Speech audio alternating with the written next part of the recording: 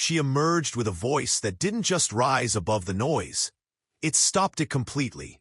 A voice with clarity, control, and an almost otherworldly tone. From her first performance, audiences recognized there was something rare happening. It wasn't just technical skill. It was tonal perfection, a vocal range that spanned effortlessly, combined with phrasing that drew from classical discipline and modern interpretation. But the career that began with such unmistakable promise was destined to end far earlier than anyone expected. Her rise was rapid, backed by industry professionals who immediately understood the marketability of a voice that seemed timeless. She entered recording studios at an age when most were still being trained. Her debut single became an unexpected hit, fueled entirely by word-of-mouth and performance clips that circulated rapidly. She didn't need auto-tune, effects, or image manipulation. The voice alone did all the work. She became the go-to feature for high-profile projects, movie soundtracks, television specials, international performances. Producers sought her out to add a level of vocal authenticity that could elevate a track or composition. Her live performances didn't just meet the studio quality, they exceeded it. Microphone tests were often unnecessary. Her pitch rarely drifted, even without monitors. Her stage presence was minimal by design, letting the vocal ability command attention without distraction. But the workload increased. Touring, studio demands, promotional cycles, combined with growing pressure to maintain the standard she had set.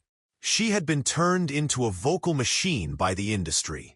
And while the public continued to praise her abilities, internally the toll was mounting. Medical issues related to vocal fatigue were quietly treated. Time off was requested and denied. Rest became a luxury, not a right. Then came the silence, canceled appearances, studio sessions postponed, vague statements from management citing health concerns. The industry moved on quickly, as it always does. New voices emerged, but few could match the pure technical brilliance she had delivered so consistently. Fans waited for a comeback, but it never came.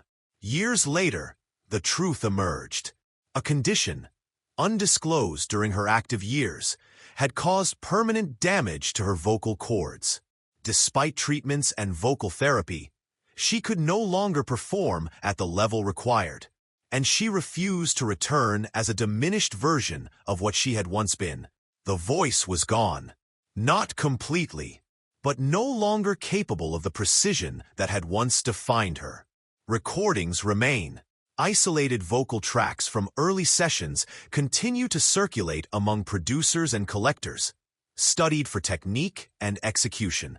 Industry veterans still reference her in conversations about perfect pitch, breath control, and tone. And yet, outside of her fanbase, she is largely forgotten.